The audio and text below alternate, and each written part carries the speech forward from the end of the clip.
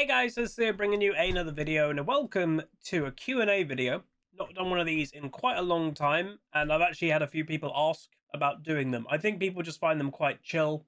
There'll be footage on the screen right now. I'll be in my normal camera spot. The footage is actually kind of an up-to-date ranked game.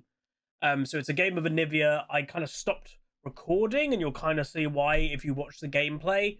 I know obviously some people just listen to the audio of these because they're a bit more just Q&A podcasty. But yeah, it means I can use the footage. You guys can see the game, but it just wasn't worth having as a commentary. It could have maybe been a POV commentary, but all I'd say is I absolutely love Anivia, but she just doesn't feel the way that I like to play the champion. I'm just not bonding with at the moment. I've seen some Anivias recently having to go movement speed boots and they start roaming a lot. I don't want to play like that on Anivia, so I think at the moment I'm gonna kind of like shelve Anivia. And maybe, depending what happens in the next couple of weeks or months, I might bring Anivia back. But like Victor is just a better version in a lot of ways. So we'll probably stick to Victor here or there. So let's get into it. And I will say, I think this is the first Q&A I'm uploading on the Huzzy Extra channel. If you've got any questions, put them in the comments. I am down in the comments every now and then, so I'll try to answer a couple just in comment replies. Yeah, this is a bit of an experiment. If you guys would like, maybe once a month a Q&A that's using a ranked game as footage, so it doesn't go to waste, let me know. But let's get into it. So we've got some old questions and then we've got some new questions all on the Discord server. Again, feel free to join my Discord server. I think the invite that you just have to enter on Discord is Huzzy Games, I think. But the first one is, are there any upcoming announced etc games that I'm looking forward to play? Yeah, very quickly. So like, I think the big one that everyone is like, well, GTA 6. If the rumors are true, it's coming up this year. I do have a friend that works for Rockstar. Like, we went to university together on the same degree, but he is very good. We do joke with him quite a lot. He worked on Red Dead 2. Like, he's in the credits of the game on a few of their games, and we always joke about him of like when he's on one of the big games, like, tell us information. He's never done it. Like, he's very good with keeping it all secret. And then whenever we try to go, hey, what's going on with the game? He's like, oh, how's the weather? Like, he tries to change the subject. But yeah, GTA 6, I think, is a no-brainer. I obviously, if normal, unfortunate Rockstar development is true, it'll be out on console for the first 1 or 2 years, and then come out on PC. I hope that changes eventually. Like, again, the gaming market has changed so much that like Xbox is fully integrated with PC now, so like it would make sense if they launch it directly on PC. But again, from a developer point of view, it's a lot more complicated to release something on PC than it is console. And for those that are like, why? So when it comes to console gaming and development, so you've got at any current point of generation, let's say PlayStation 5, there's PS5, PS5 Pro, and then you've got the 1 or 2 Xbox variants as well. That's 3 to 4 variants of the same consoles. That's a very easy to bug test, to kind of hone in for performance and everything when you're making a game. When it comes to PC development, well, every single computer is different. My PC is a custom build, like most gaming PCs now are. Different components, different manufacturers, different GPUs, CPUs, how they interact with each other. You could have a bug with one RAM set with your game randomly. All of these are factors, and it just absolutely complicates PC release. So that is usually why big developers go, hey, we're delaying the launch of the PC version. It'll give us like an extra 1 or 2 years to keep developing, making sure the PC version is okay. And Rockstar is one of the biggest companies that always does that. So I do have my PS5. I'm hoping that, surely a normal PS5 will be fine with playing GTA 6. Like, yeah, the PS5 Pro will technically be better, but I'm not going to upgrade, for the sake of I think they're 500 quid, 600 quid to buy a PS5 Pro. Yes, I could sell my current PS5 to get a bit of money for it, but I'll be straight up with everybody. I've not turned on my PS5 for probably over 6 months. Like, I just don't really play it. If it was here in my office, like, that's one thing I've considered, is move my PS5 up, and that's what I will do when GTA comes out. When, if I'm wanting to game on GTA for the first month of it releasing, my PS5 will move to the office. But right now it's in my living room. It's weird to say, but we don't spend a lot of time in our living room. F1 is the biggest time that I spend in my living room. I remember Vixie, when she moved out with her partner, They didn't buy anything living room for like months. I don't even, they still might not even have a sofa because they're just never in there. You know, me and Queen Pleb are in there a little bit more with Miss Maya. Like sometimes she just wants sofa time with the three of us. So we're in there a couple nights a week, but then we're watching something and I'm not really in that gaming mood. This is where I game. So yeah, GTA 6 is definitely it. The other one that I have to mention as well is Kingdom Come Deliverance 2. And that game is actually coming out really soon. So I thought it was the end of February that game is coming out. It's not. It's the beginning of February. And my plan, as of right now, is I think it's coming out February the 4th, I think. My plan is to record ahead a little bit for the YouTube, you know, League of Legends stuff for 2 or 3 days. And then I will stream Kingdom Come Deliverance 2. As long as this PC can do it, I will stream Kingdom Come 2 for those 2 or 3 days instead of League of Legends. And then I'll be uploading those as bonus content. So you'll still get the League of Legends stuff, but here on Huzzy Extra, you'll get a bonus upload of really long Kingdom Come gameplay. So I'll probably divide it up in like 1 hour videos. So let's say I do a 5-hour stream for 3 days in a row. That'll be 15 hours of Kingdom Come 2, divided by an hour each, roughly 15 episodes. You'll get 2 weeks roughly of Kingdom Come 2 videos. I won't be doing a full playthrough of it. I just know me, like I wouldn't want to keep doing it. And, you know, my spare time in the evenings, I want to probably play a bit of that myself. So I'm kind of committing the first 2 or 3 days to streaming it and making content for it. But then after that, then I won't upload it anymore. But the idea is, you know, I'll do some of the main story, I'm sure, but I'll probably try and do a lot of the side stuff in those 15 hours to not spoil the game a lot. So if you wanted to play it yourself, you don't get spoiled the main story. But yeah, I'm looking forward to that a lot. All right, next up is if I could rework any champion in the league and had full creativity authority, what would I update and what changes would I make? I think the obvious answer for most people would be Yumi. Again, I know it's the hate bandwagon, but she is the most out of touch champion with the game. Like, to me, a champion that doesn't actually move themselves should just not exist. Like that just shouldn't happen. So that's the obvious answer. But without going, like, you know, ignoring Yumi, because I think a lot of people say that's the cop out answer, that's obvious. I've said for a while that I think there's two, and they're kind of similar in somewhat ish. Quinn and Shyvana. I think both of those champions do not live up to the reality of what they could be, and like as much as they could be. Like Quinn in modern League, a lot about her kit makes more sense to be mid than it does top. But most people still play her top because, oh, she's the cheese pick against melee bruisers. But she's basically like the old version of Akshan, and Akshan is played more mid than top, and she can then roam as a mid laner to bot or top respectively. Like, it just makes more sense to be mid. But if you did a bit of a rework that could shift her a little bit more there, I think Quinn could be a primary mid lane candidate. And then Shyvana, yeah, like Shyvana's, I don't know, it's an awkward one because she's either melee Shyvana that doesn't feel fun to play. She doesn't have that absolute, I don't know, it's not satisfying to play melee AD Shyvana. And then AP Shyvana is, I like playing it, but it's not healthy for the game because you just get one shot or near enough one shot by a big fireball that shouldn't really be doing that much damage. So I think actually reworking her into something better, I would say that would be the way I would go. Next up is what is my favorite convention, concert, or large-scale event I've ever been to, and why. And then they said it could be something as big as Worlds or something small like a little band that I've watched locally. I've never watched a live band performance, which I know people are going to go, what? Yeah, I've never been to a concert, like a proper concert. I've been to West End in London a couple times, so like our version of Broadway or shows. Okay, she's sleeping under my legs and stretching out. I've been to like West End a few times last year or the year before. God, I think it was the year before. We went to go watch Lion King. Or was it last year? Maybe it was last year. We went to go watch Lion King on West End. It was absolutely incredible. And this upcoming year, we've already booked it weeks and months ago. Hercules is coming to West End for the first time ever.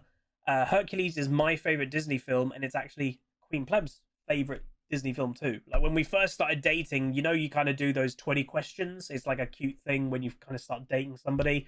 You both come up with 20 questions and you kind of go 3, 2, 1. You both answer at the same time. And you don't want every answer to be the same, because then it's kind of like you're dating yourself, and that's weird. You want some differences, but also having some similarities is great. And when I asked the question, right, favorite Disney film, 3, 2, 1, we both said Hercules. It was like, whoa, it's like a really rare film to people to like. And I love that film. I've watched it, God, 100 times probably. And for Queen Pleb, it's her movie that she puts on when she's not feeling well. If she's a bit ill and she's like, I'm going to bed early, I guarantee by the time I go to bed, Hercules will be on the TV. It's her comfort film.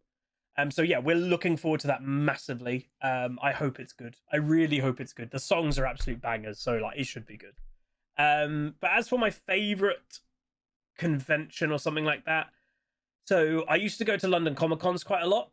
But obviously we had the pandemic, and then personal with anxiety and stuff, I've kind of lost the confidence to go to conventions. But my Christmas present this last year from Queen Pleb was actually a pair of shoes, and it is related, so don't worry. And you might be like, shoes? What? Basically, I have a lot of shoes, and I even joked that Queen Pleb was getting me shoes for Christmas because she's joked about how many pairs of shoes I have, and I only wear like 3 pairs, but I have them. I need to sell a lot of them, to be honest, because most of them I've never worn. I bought all of them like over 5 years ago when I was a bit silly with money when I lived at home. But anyway, she bought me a pair of shoes, and what they are, we have a shoe store here in the UK called Clark's. They make their own shoes, and they had a collaboration with Pokemon.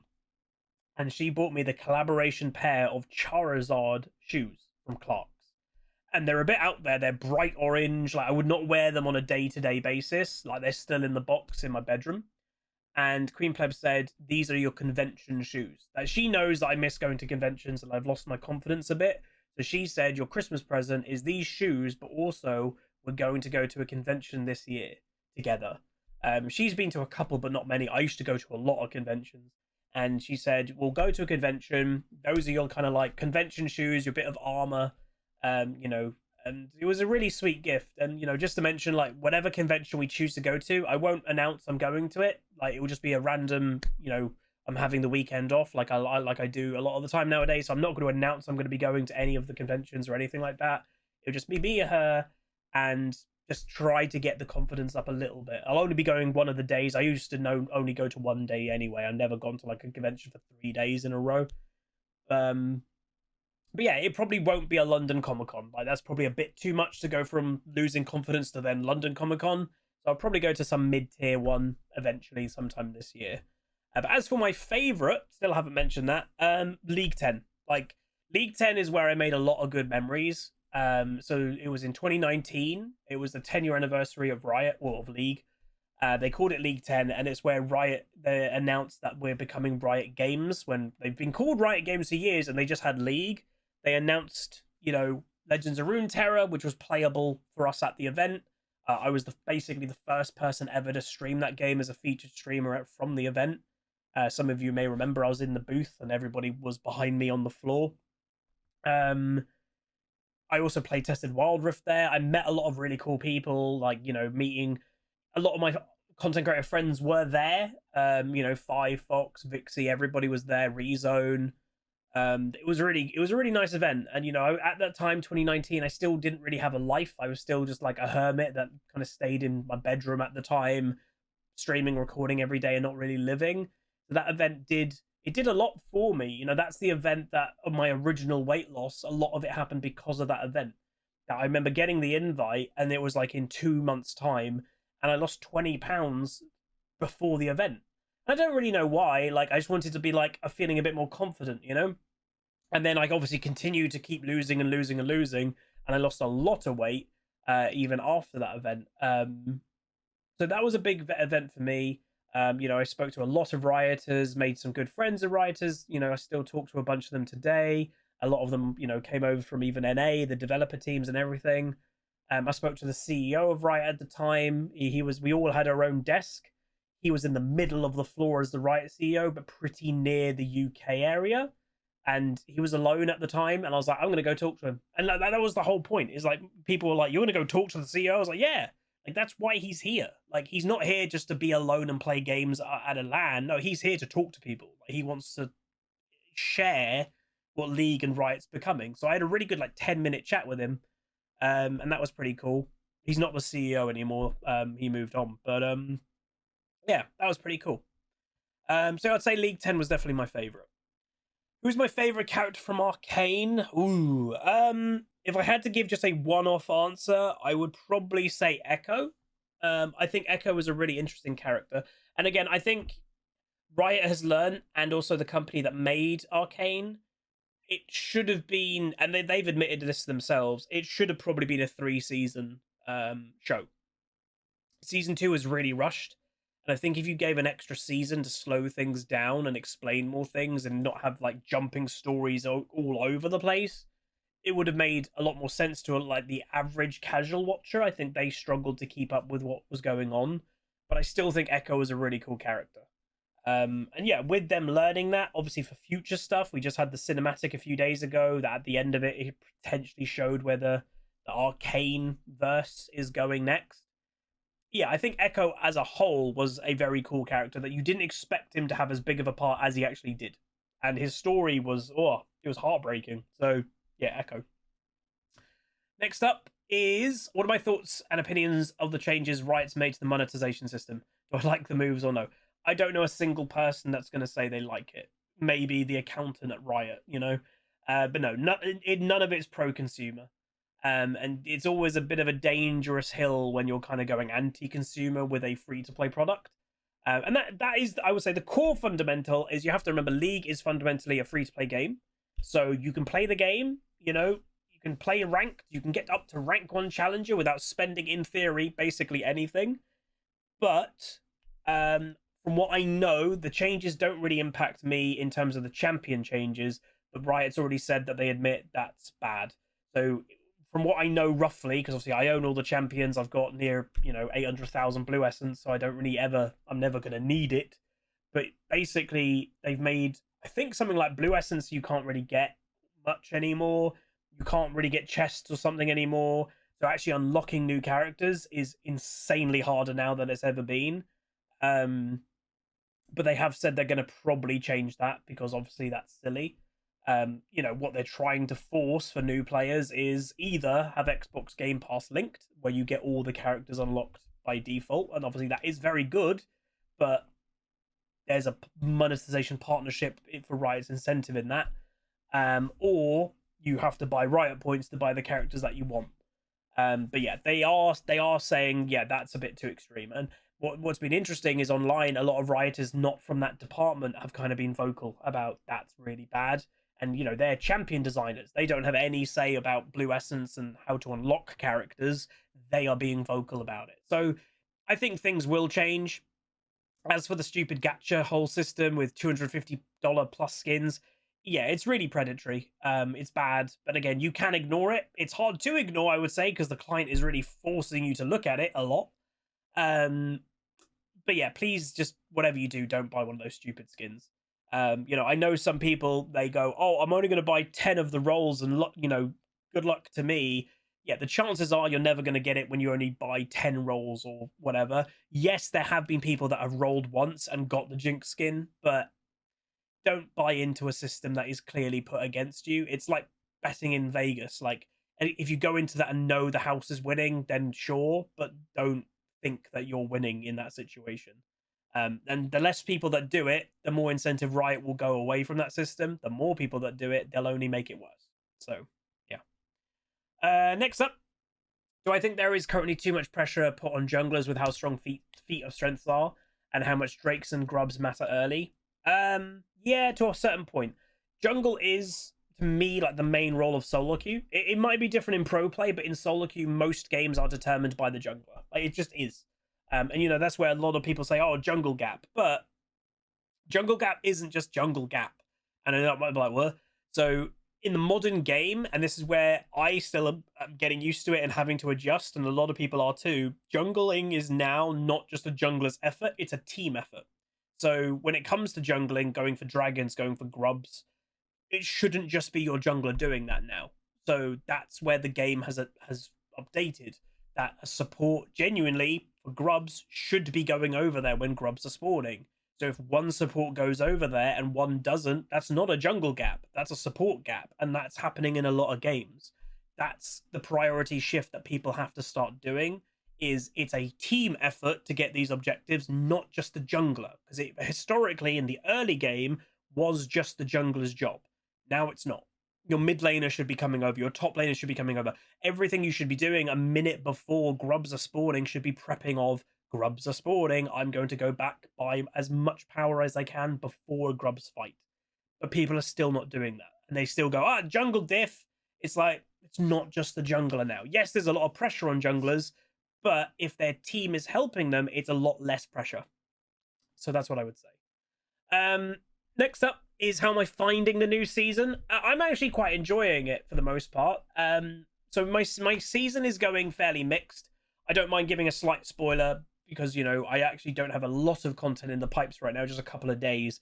I'm currently sitting at a 56% win rate on my main account, currently in Emerald 1. So I'm not too far away from Diamond, but I've had a couple bad sessions. I had a 4-game loss streak, and I currently am now lost 2 games in a row.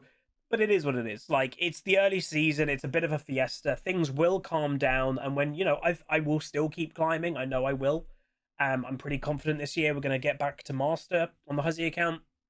When we get back to, like, mid to high Diamond, it will feel better. I think Split 3, and, I was watching a video with Broxer earlier today. Yeah, I think he was duoing with somebody. It might be No Way. It's one of, like, the insane solo queue players. And one of the first things that they talk about is how bad Split 3 was. So when you have Broxer saying Split 3 was rough and he didn't climb up to what he normally does, and then his duo partner at the time, who was a like rank 1 challenger player, was like, yeah, Split 3 was awful, it makes you kind of go, yeah, like everyone did not like Split 3. Okay, cool. So I think it will get better. And at the moment, yes, it's very fiesta-y, but that's just the early game chaos or early season chaos when there are people in ranks that shouldn't really be together. That always happens. So I actually am enjoying the new season quite a lot. There'll always be the solo queue frustrations, but I am overall in a better place mentally, enjoying it more than I used to. So that's good. I actually like quite a lot of the changes. I like Feat of Strength. Yes, there needs to be a bit of updates to them, and they've already said the first blood aspect of Feat of Strength is going to be updated. We're all kind of guessing, instead of it just being first blood, it may go first to 3 kills or first to 5 kills. Because at least then the moment that first blood happens, most games one team is now heavy invading, it might calm that down.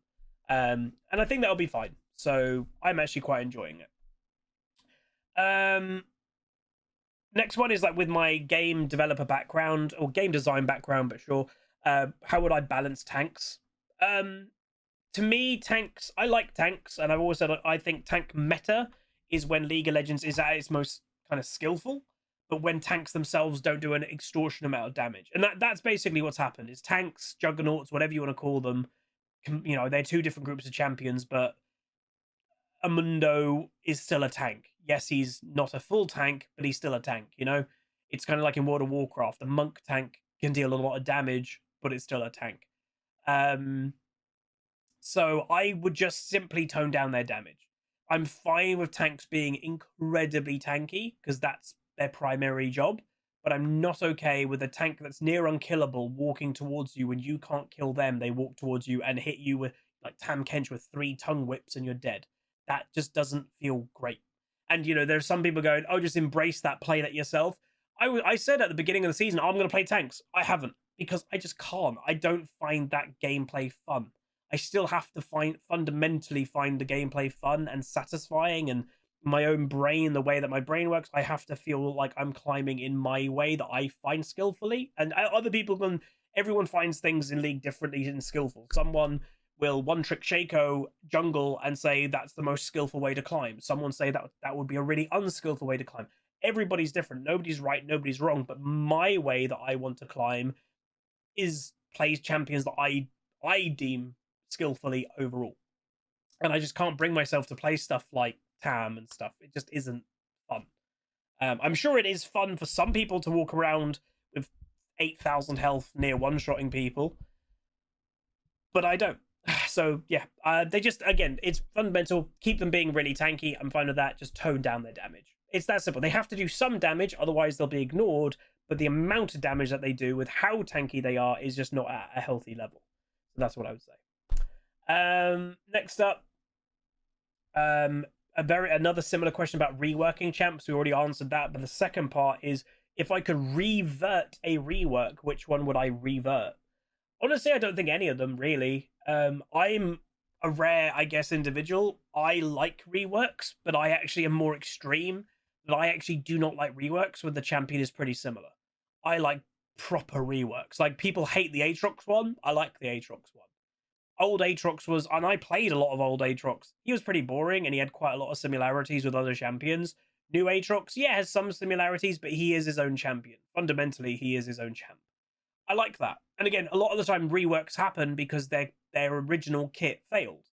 And if you do a rework that is so similar to the old version, in theory, it's going to fail. And we've seen that time and time again. A niche champion that needs a rework, they hardly update the kit. And guess what? It's still a niche champion that hardly anybody plays. That's not successful to me. So I like extreme rework. So off the top of my head, I can't really think of anything major that I would revert. Again, I would say the Rengar one, but that already got reverted. That would be the one that, if I had to choose, when they did the Rengar one, I did not like that. Part of it is what stopped me being a Rengar player at the time, but they already kind of reverted the main things that they did. So yeah, I don't think there's one that I would specifically go that one, personally. Next up, if a champion can be played in a role but not necessarily designed for that role, why do I believe this makes a player bad, and how would I fix cheese picks? I know this question, I think, is being asked. I think this is TTS. I actually can't see the full name because I'm streaming, and streaming mode, and OBS stops me looking at full usernames on Discord to like protect in case your Discord went on your stream.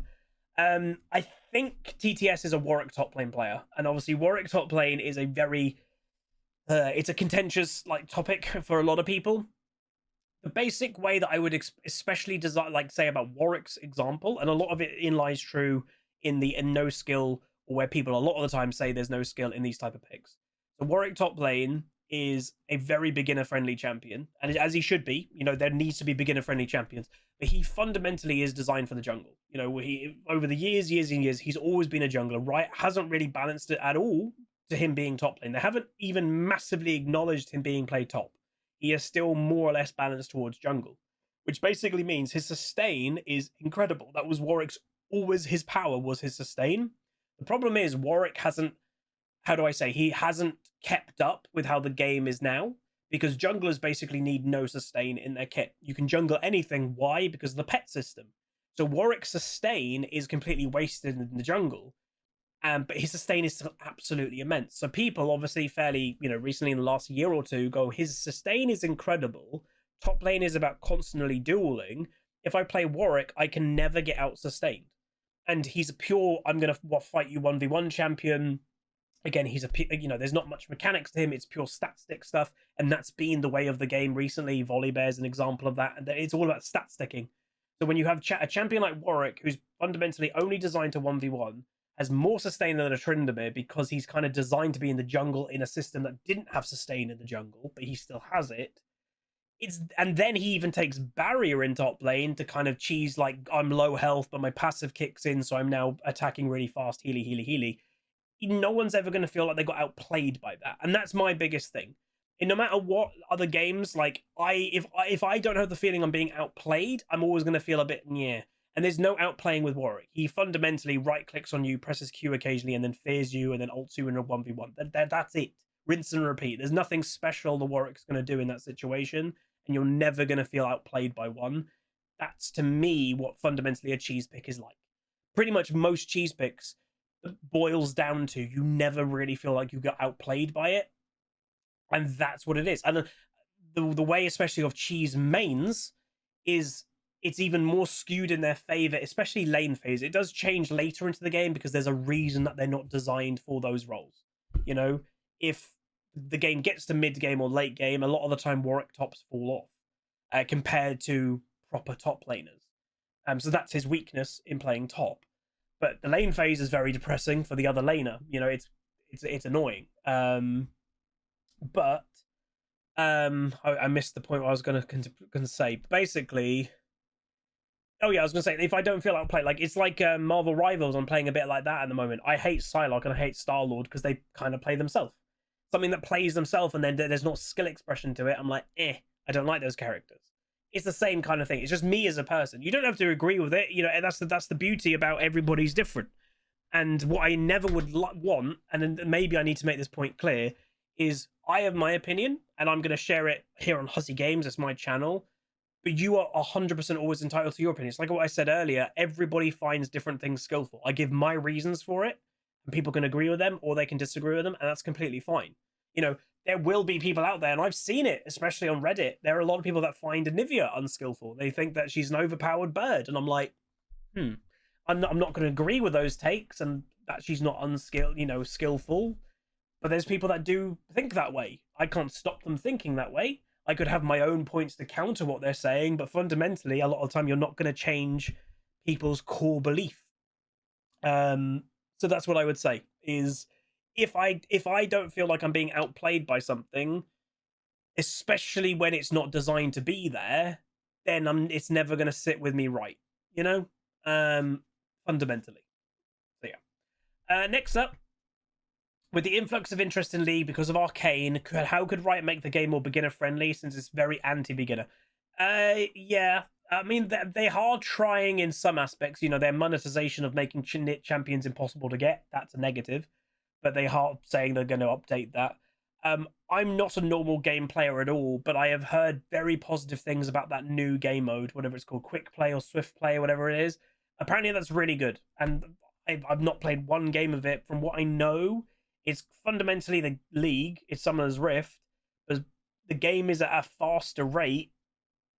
I think it's at a faster rate, so you get to experience the whole game quicker, and that's good. Like, it gets people in games quicker. Like, a lot of the casual newer players don't want to be in a 25-30 minute grind fest. They want to be in a 20-minute game max. So I think that is very beginner friendly. If anything, the ranked experience, I don't think the ranked experience should be more beginner friendly. I think it should be the opposite. I think a lot of people hit level 30 in League, I'm ready for ranked, when that is by far like the furthest thing away from the truth. But yeah, I think that's probably the best thing that they've done in a while for beginners. As for other things, having a proper tutorial, that would be good. Yeah, just stuff that actually helps. Like, it sounds stupid, but yeah, stuff that actually helps a beginner. They kind of don't help you in any way actually learn the game. So yeah. Next up is I know we're still early into the Noxus season, but now we've seen the type of mechanics they've introduced with Arcane, Vita Strength, what region would I like them to explore next season, and what mechanics would I like to be added? Well, that's the one thing that I would say is complete. Like, it's unclear to me that, because we're in Noxus, does that mean this Arcane thing is only tied to Season of Noxus and then he'll be going away? Is Feat of Strength a Noxus thing and then that's going away? I actually don't know. You know, there's rumors that Season 1 within 2025 is Noxus, and then Season 2, which will be in a few months, is going to be Demacia. The way that I could see it, like, the Feat of Strength system, you know, is quite an aggressive system right now. You know, right now it is First Blood, but it's going to be changed to, let's say, some variant of kills of the first tower and kills of epic monsters. That's very aggressive. That's very Noxus. So when the Demacia one comes about, are they going to keep a Feat of Strength system but change the parameters of how you achieve it? Because then that would potentially change the meta. I don't know. You know, first to 10 assists could be a Feat of Strength. You know, it's more passive, protecting, like what more Demacia is. I don't know. They haven't really been clear with this. You know, is Arcane going to change? Is it going to be a different world boss each season? I'm not sure. And obviously, it would be weird to me if they're making all these, and that's why I doubt it's all going to change, because then we have a brand new world boss that's going to go away. We've got the Hafita strength system that's only going to be lasting like 3 months, 4 months, and it's changing again. And then what, we're never going to see Arcane ever again? I don't know. Like, I think it'll be interesting to see what they do. but in my opinion, I if I had to guess, I don't think mechanics are going to change in between the years. I think we've got Arcane for this year. I think we've got the feat of strength system for this year, and then maybe next year there'll be a different world boss and a different parameters or something for feat of strength. That's my guess, because otherwise it could be changing the game too much, possibly within the same year. And yeah, as for mechanics to be added, I honestly don't know. I've not put thought into it, so I wouldn't want to just make up something right now. And then we have got any wedding updates, and then how's everything going on the family building front? So family building, we're not actively trying or anything like that for kids at the moment. We're still not in that position that we want to fully. And I'll be honest, a lot of the reason is me, not because I don't want to. I'd love to start a family proper right now, but in the reality, it's the finance side. And there's a lot of people out there that they just start a family without thinking the finance side, but that's just not what I am. I can't do that responsibly. Like, I myself growing up had the very highs when I was very young, and then we had a lot of bad years that we nearly lost everything, and it sucked as a young teenager. It was really bad. I would like, when I have my family, like, I want them to have a pretty stable upbringing. Yes, we might not be uber rich, but I don't want them ever to have what I did, having beans on toast and grated cheese for weeks at a time, opening the door to bailiffs. That still sits with me right now. So I want Queen Pleb is in a very amazing, stable career, and I'm so proud of her. It's me, and that's why I'm the delay. So this is why 2025 most likely is the year that I'm going to be getting myself a career job. And that's the thing. Financially, I'm still making an okay amount of money, and a livable amount. If the subscriber number still goes down and the sponsorship stuff isn't going amazing, yeah, it's stressful. It's not good at all, but I'm making an okay amount. But that it's not consistent. Every single month feels like a battle. Having to mention, oh, can we get some more subscribers because the subscriber number is low, etc.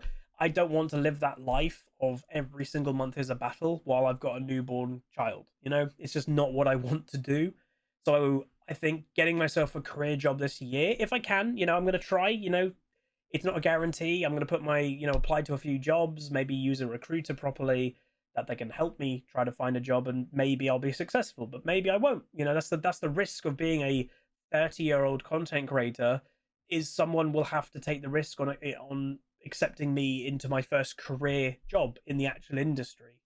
I was very close last year. I got to top 2 candidates for a job, but I didn't get it.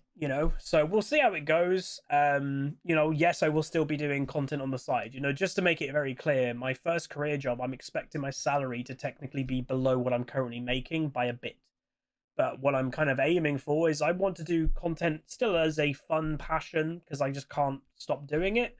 But my goal is to keep doing this as well a bit for the money side, that it basically will supplement my income to be about what I'm on now, but at least the vast majority of my income, I'll know how much I'm making every month, and that is secure. That should cover all the bills. My side of the bills, Queen Pleb covers half, I cover half. My salary would hopefully cover that, and then my streaming stuff can be, the savings and stuff. The security will be that, and then hopefully in years when I get promotions, I can rely less on having to do content for the bit of supplemental income. That's the goal, and yes, it will be a lot of work, but I'm prepared for it. My goal right now, streaming and content, is very stressful for me because it is my full-time job. It becomes less fun when you're doing it, when you are needing it for the money side, and that's the thing that you see with content creators when they're in the early years and it's not their job. They're students or they have another job. They're a lot of fun and they are just having a blast. Then there's where I kind of am. Things are very stressful because it's the daily. This is my job. This is how I pay my bills. So it's very stressful. But then you see content creators that get to the big leagues. They're having that amazing fun like they did at the beginning because they don't have to worry about the finance stuff. The moment that a fun activity, whether it be a sportsman, a streamer, the moment that you are now financially responsible doing that fun thing, it becomes a lot less fun. But then if you make it to the big leagues and you're like Tim the Tap Man has a great time, has a laugh all the time because he's a multimillionaire. He can just do whatever he wants. If he took a month off, he could take a month off. If he didn't stream here and there, doesn't matter. It doesn't change his life. So it's this weird cycle of people my level that you can get really sad because of the finance side, so you don't stream. But then if you don't stream because you're in a bad mental, it makes it even worse because then you're making less, and it's kind of this weird triangle. So that's the family side, is kind of waiting on me to potentially get a career job, and then after getting a career job, I'd imagine, in the next 1 to 2 years, definitely we would like our first kid. So hopefully that all goes well and smooth. If and we both have said if it happens before then, it happens before then. What will be will be. We have both said we're not actively trying. There's, let's say, barriers in the way, if you know what I mean. But if it happens, it happens. As for the wedding side, yeah, we've not planned a wedding at all. We've been quite bad with that, but TLDR, weddings are really expensive, and I think both of us, we're both 30. We both are in agreement that the wedding, we don't want to spend a lot. Like, the average price of a UK wedding, by the way, the average price is £20,000, and that's only going up every single year.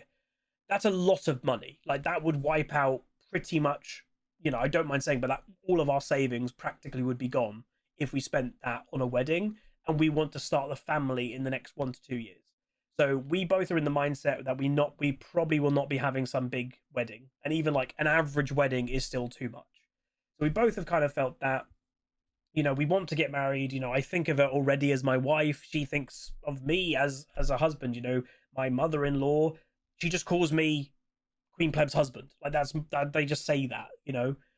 So it feels like we're married already.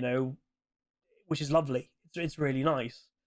So we have thought about just doing something really low key, just having direct, family members involved, kind of getting it just officially done, and then start the family in the next couple of years. And then, some people do it, in 10 years time, you can do the whole renew the vow thing and have like a proper ceremony then. So we have kind of thought that's the way we might go.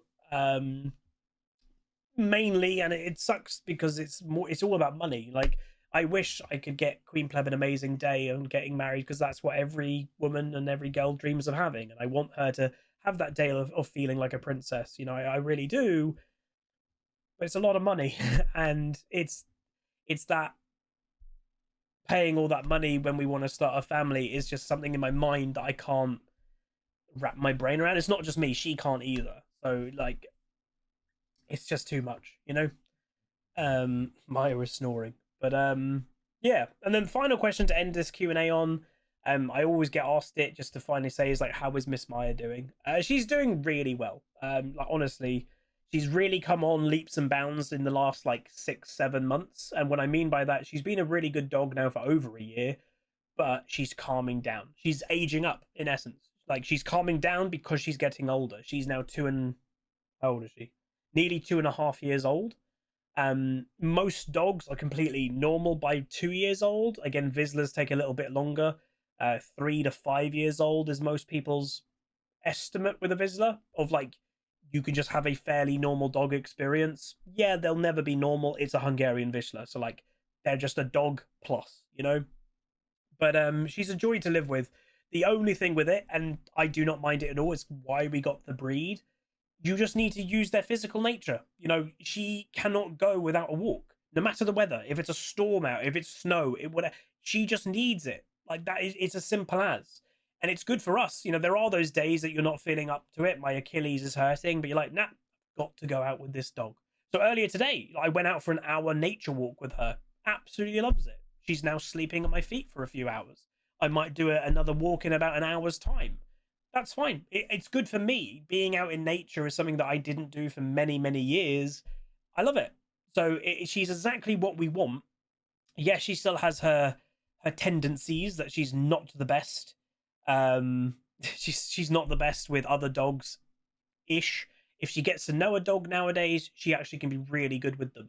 But stranger dogs, she's a bit apprehensive. Strangers themselves, depending where she is. If she's in our house and a stranger's coming in, like an electrician or a plumber, she is not good. But if it's in neutral, if she's out and about in public, she's completely fine. Which I think is kind of normal-ish. But no, we're never giving up on her. We're always working on her. You know, we have the mentality in our house of never stop training. You know, every single thing that she does bad, we challenge the behavior. A lot of people that end up with dogs that have problems, they give up. You know, oh, my dog steals my slipper and then is possessive and growling at me with it, and they just leave it. That's only going to make the problem worse, and it's never going to go away. She is, every bad behavior she does, she's always challenged on it, and that's why it's getting better. That's why she is getting better, because she's constantly being challenged of that's not okay. And I'm cool with that. Like, I would say myself, like, Queen Pleb has always been a great dog owner. She's been amazing. I needed to catch up a lot, but what I'm really happy to say is I think I am actually quite a good dog owner now. I've been complimented on my bond that I've got with her, you know, from my family. Queen Pleb's family has really noticed. You know, I am fairly recently over the Christmas period, Queen Pleb's mum complimented me that I'm doing so much better. And then Queen Pleb told me a conversation that she had with her own mum was, yeah, Queen Pleb's mum was a bit worried at the beginning, you know, when I couldn't deal with Maya biting me, and then she had to go stay with Queen Pleb's parents for 2 months when she was an absolute shark. Queen Pleb's mum was a bit worried about everything, of like, you know, this is a bit, you know, of an insight about how I'm going to be like in the future. But you know, that was kind of happening because of my mental stuff going on. Being bitten by a puppy was putting me constantly into fight or flight mode, and I always chose obviously flight, not fight. But I overcame it, and I now, you know, if ever she does something not great, I'm the person that's jumping in. She could be growling, she could be doing something very bad. I'm jumping in front of her. I'm the one that deals with a lot of it because I trust her and she trusts me.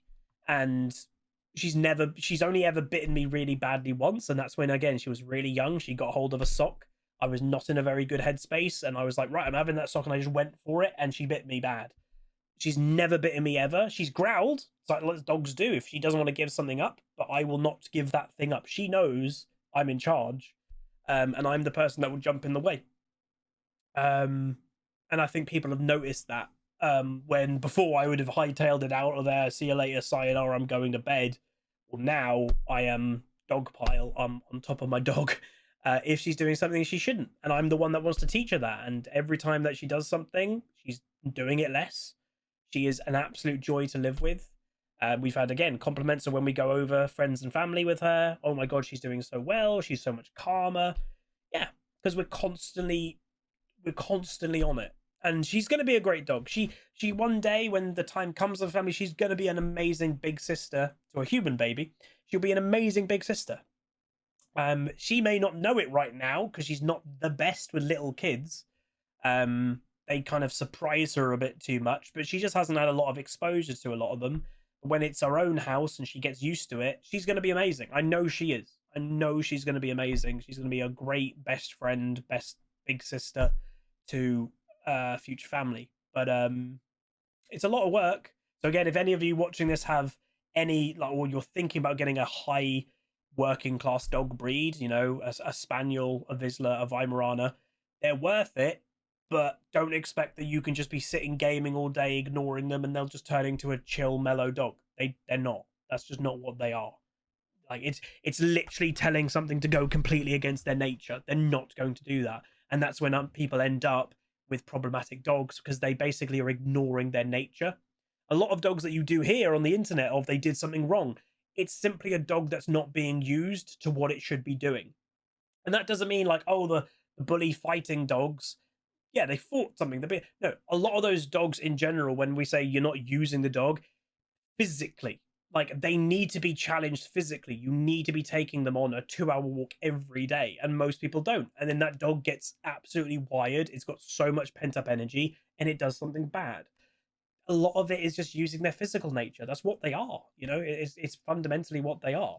They are bursts of energy, 2-hour walk every day. They don't sleep for most of it. Like, cool, I'll just chill. That's what a dog wants to do because of their high metabolism. They sleep a lot, but they need to be worked energy wise.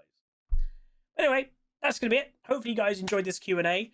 I think I went technically about 7 or something minutes over the, or maybe about 10 minutes over the Anivia footage. For the last 10 minutes, you may have just had me in camera. But yeah, hopefully you guys enjoyed. Let me know if you want more Q&As down the line. I enjoy doing them. I like talking. Yeah, like, comment, subscribe. See you guys next time. Peace.